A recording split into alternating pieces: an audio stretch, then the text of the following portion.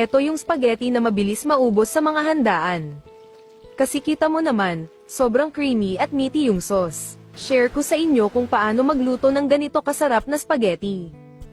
Magpapainit muna tayo ng mantika. Dito natin ipiprito saglit itong hotdogs hanggang medyo mag-brown siya. Pag light brown na, alisin muna natin sa kawali at set aside.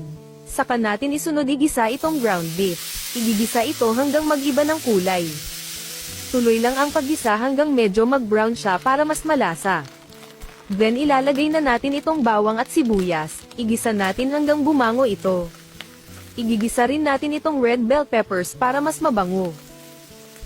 Naglalagay din ako ng tomato paste para mas maganda ang kulay ng sauce. Kailangan lang natin igisa ng kaunti para mabawasan ang acidity niya. Then pwede na natin ilagay itong spaghetti sauce. Filipino style pala ito. Then timplahan natin ng paminta, at maglagay ng kaunting tubig. Takpan lang ito at lutuin ng ilang minuto sa medium heat. After 5 minutes, ilagay na natin itong hotdogs at beef broth cube.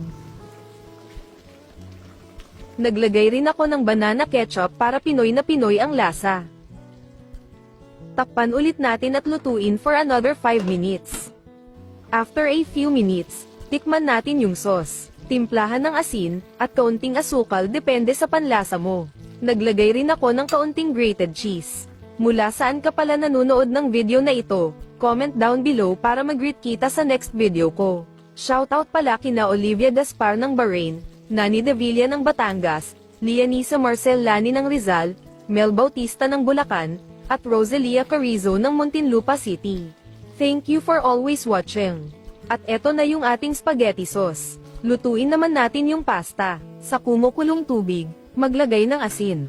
Ilagay na rin yung pasta. Lutuin ito according sa package instruction or maging al dente. After a few minutes, luto na ang ating pasta. Hanguin na natin. May dalawang serving options kayo. Pwedeng ihalo na natin dito sa sauce ang pasta gaya nito. Ganito yung sa mga handaan para kumapit ng husto yung sauce sa pasta. Pwede rin naman na buhusan ng sauce ang pasta gaya nito. Saka natin lalagyan ng grated cheese sa ibabaw. Kayo na bahala kung saan kayo masaya. Ang sarap ng ganitong spaghetti. Kapag ganito ang niluto mo, tsak na wala ka nang iinitin kinabukasan kasi nauubos agad. Kung nagustuhan mo ang recipe na ito, paki-heart and follow naman dyan. Thank you for watching.